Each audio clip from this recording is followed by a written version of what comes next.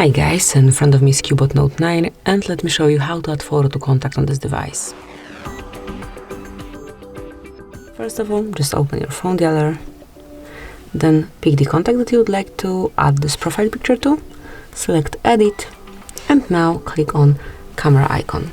You can either take a photo or choose something from your gallery. Let me choose something from gallery, then pick the picture that you would like to apply.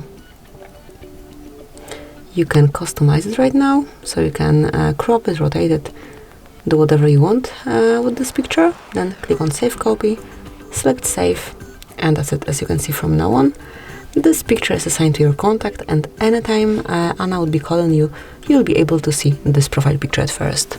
So this is it, that will be all. Thank you for watching. Please subscribe our channel and leave the thumbs up.